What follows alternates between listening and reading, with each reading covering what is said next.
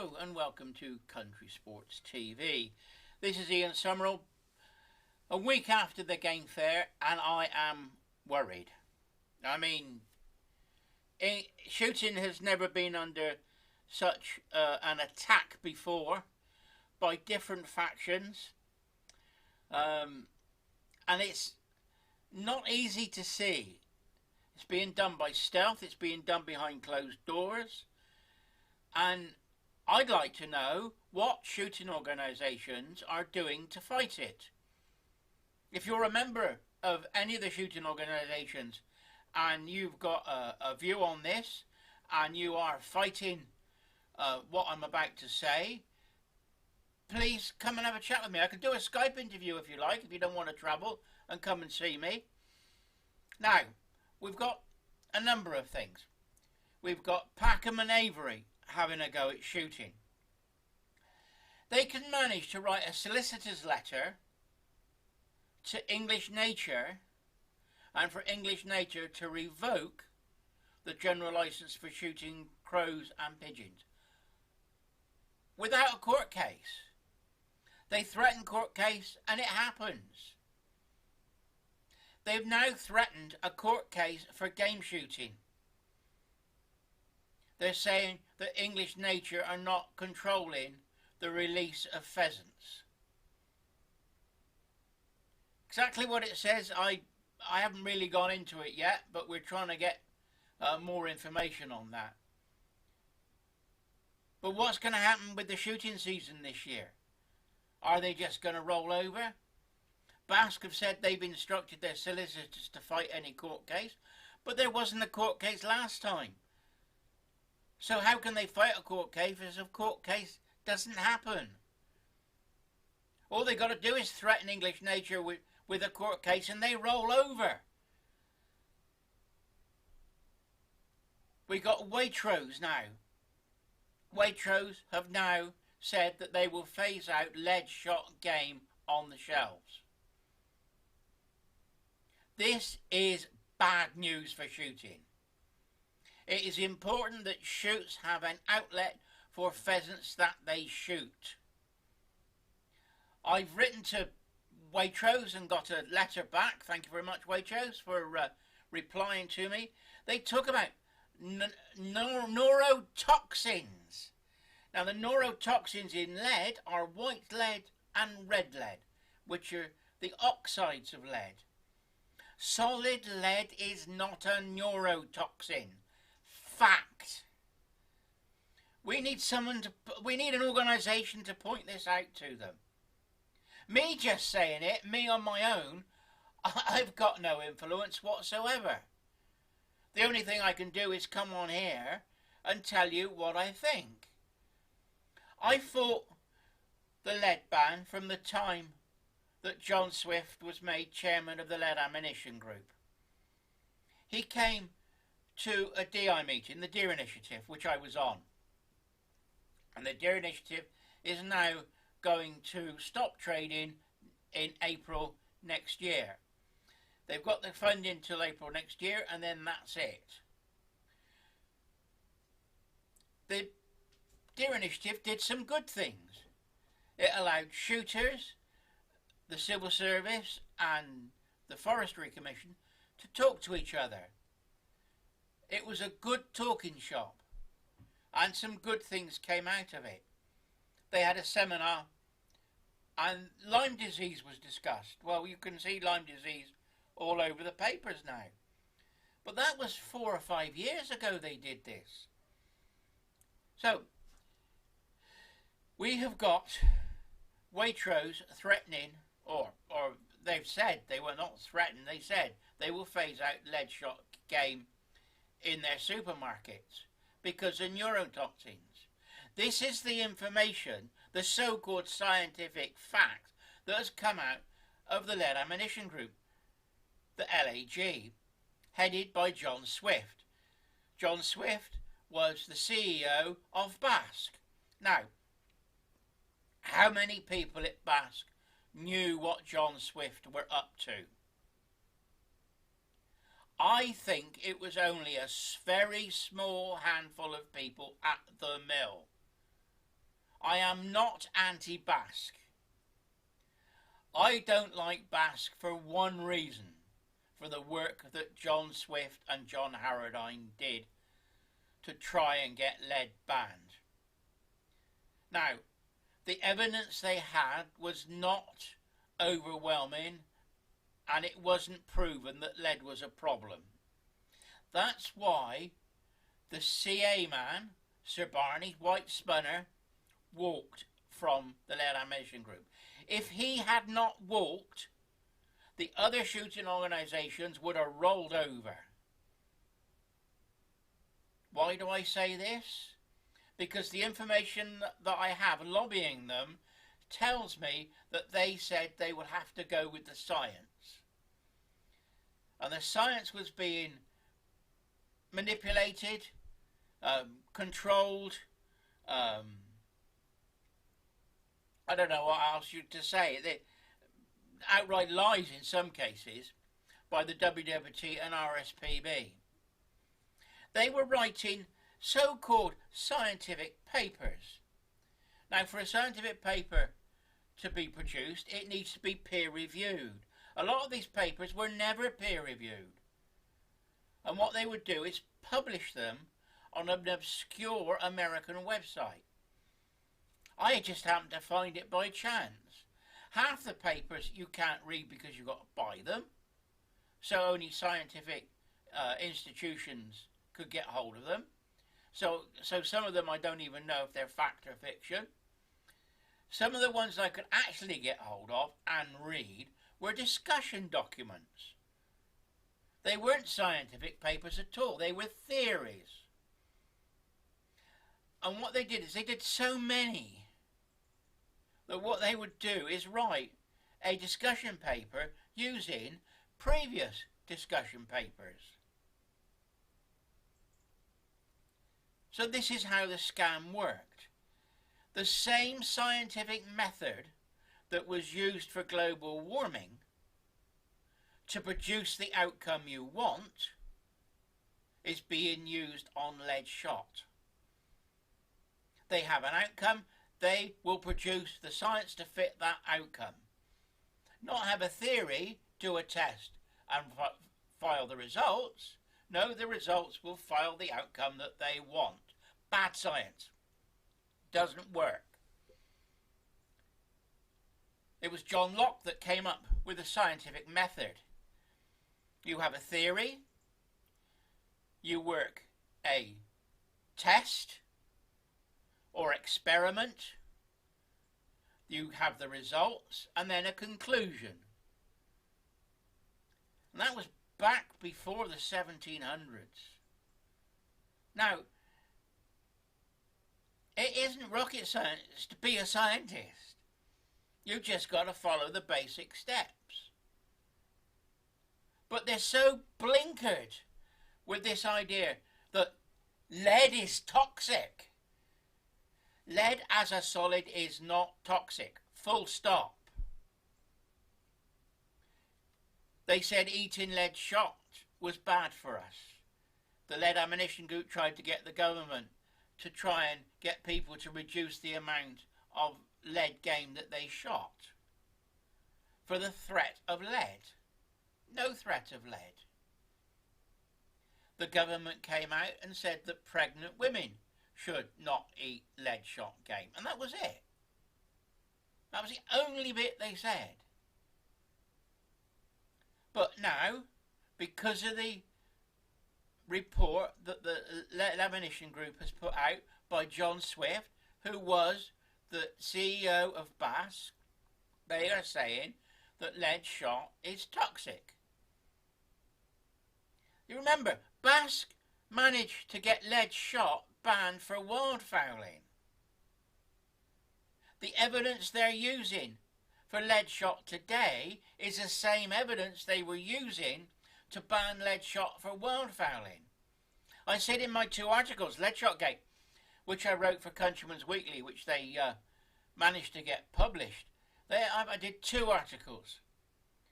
And in there I said that if the evidence is not there, if the evidence is not there now to ban lead, was it there in the first place when we were going through the wildfowling ban? Now, I'll tell you something that I don't normally say, and I haven't really made it public. The gun trade after Hungerford went flat as a pancake. I was working in Gibbs's in Bristol. I was self-employed, and I had more guns coming in for sale into the shop. I had no repairs. Workshop was dead as a dodo, and I had to get a job to pay the mortgage. I did 8 years outside of the gun trade in the 1990s. Now, I ended up as a civil servant for 6 years. I did 2 years in industry.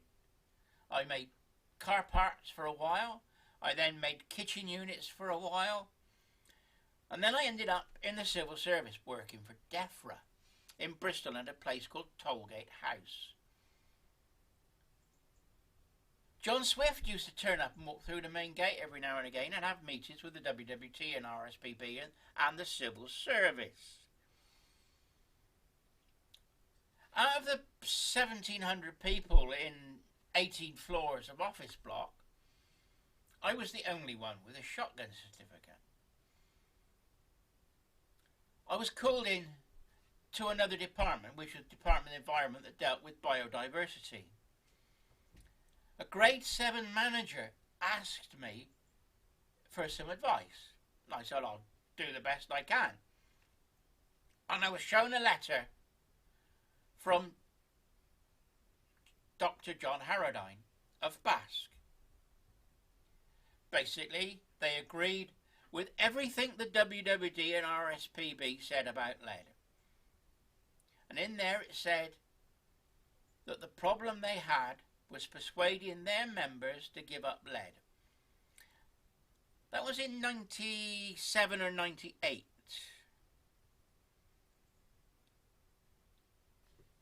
This civil service, who most of them were vegetarian, vegans, and quite willing to have a go at shooting.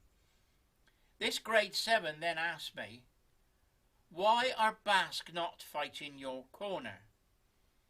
I didn't have an answer for her. I couldn't say. Then she explained that if there was a lead ban, what would happen is the minister would sign a statutory instrument. That means it didn't need to go to Parliament. She explained that if Basque agreed to the lead ban, it will happen. And it did. We got the lead ban for wildfowling. But she went on to say, if Basque said no, prove it, it would have to go to Parliament. She said there was not enough scientific proof to ban lead for wildfowling at the moment. That was in 1997, 98. I relayed this message on to Basque through people I know, and obviously nothing happened. The same is true today. We have not got any scientific proof that shot as a solid is a problem. But who is out there fighting our corner? When I was fighting the LAG, the Lead Ammunition Group, I was on my own. I found I had a couple of friends who I was emailing backwards and forwards, a couple of ex-Basque staff, a couple of old wildfowlers, a couple of old shooters, and a guy from Devon. They helped me a great deal, and I could talk things over with them, and we spent hours on the phone. But none of us were linked to an organisation. We were on our own. They were trying to influence me to get the information out. I did the Lead Shot Gate 2 articles, like I said, for Countryman's Weekly, and that was it. I have had nothing else published since. Pat from Gunmark, the then editor, suggested that a shooting organisation had put it about if they print any of my articles, they would withdraw their advertising. I don't know how true that is, but that's what he said. Now, who is there to fight our corner? The Countryside Alliance walked from the Lead Ammunition Group. Brilliant. Sir Barney Spunner saved us. But what do I find at the game fair? I find that the Countryside Alliance are now promoting steel shot. I suspect that they know through the grapevine that this lead ban is going to come back again. And they're promoting steel shot. So they're not standing up for us. What's Basqueville? I haven't seen anything on Basque lately.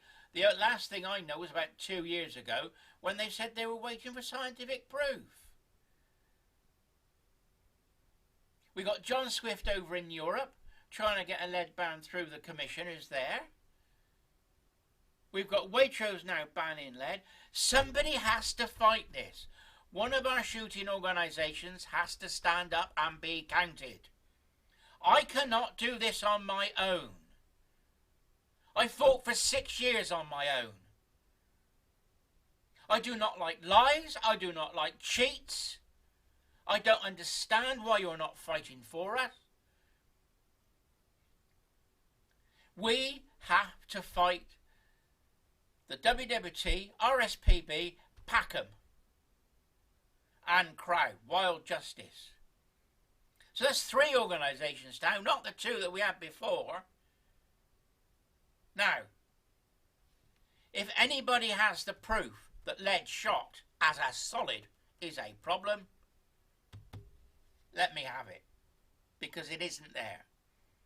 Oh, the Guardian article. Oh, it was in the Guardian. Oh, right, we'll go.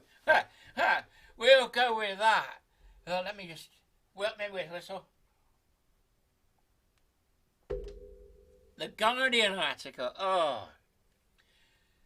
The Guardian article said that lead shot fragments when it hits the animal.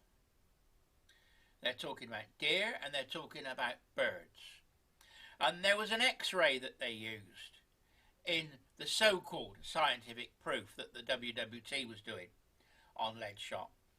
And they've got, I think it was a pigeon, or it might have been a partridge, a wing, and they've got the round lead shot there, and they've got fragments all around it where it's hit the joint. Now, I was trained when I worked for the civil service to read X-rays. Well, I worked in the mail room for a while, and all the mail coming in, we had threats from animal rights extremists, because we were the wildlife section was up on the 8th and 9th floor of Tollgate House. We had an X-ray machine, and we had a plastic box that we would put the mail in, go into the 8th and 9th floor, and put it into the machine. You'd see, we were trained, we had a box taped up with batteries and wires in it to show us what a bomb would look like. That would go into the machine and you'd see it and you'd check it. And the X-ray would show the different densities of the stuff in there. Now, batteries and lead would show up white on the X-ray. Paper clips would be a dark grey because it was steel. And this would go right through all the paper, but the solid stuff would show up whiter and whiter. Lead being so dense was white. The X-rays that are in the scientific paper, the so-called fragments of lead, are, in my opinion, bone, because they are not white. They are the same colour as the bone. So you see how they're manipulating things. They had an x-ray of the back end of a deer that was shot with a ballistic tip bullet. This has gone around the States, and the Peregrine Trust have used it to try and get lead ban for deer stalking in America. And yes, if you've got a ballistic tip, it will fragment. But the fragments are still solid lead. And what they've done then is they've then read or tested for lead levels around the wound. But what the scientific paper doesn't say is that the muscle would have a natural lead level and the blood would have a natural lead level. If you've got a wound around an entry hole, that's the blood and the muscle combined. Could it be possible that the higher levels detected would be from the blood and muscle combining together? Doesn't say anything about that. They haven't even tested that. They tested the muscle where there was no wound, and they tested the wound. Found that the wound had higher lead levels and said, oh, the lead is contaminating the meat. False. What we need is some good science, and we need people who understand science to fight for us. Anyway, this is Ian, very worried. And if there's any shooting organisation out there that's going to fight this, wants to come on Country Sports TV and explain what they are doing to fight this, please let me know. If you're going to shop at Waitrose, if they're going to ban lead shot game, don't shop at Waitrose. Let's have a ban on shopping at Waitrose because they won't serve lead shot game. We shoot game, we've got to have a market for it. The more that market is reduced, the more likelihood there is of being a lead ban. Anyway, we have to stick together. We need our shooting organisations to start fighting for us. I cannot do this on my own. Ian Summerall, Country Sports TV, very, very frustrated.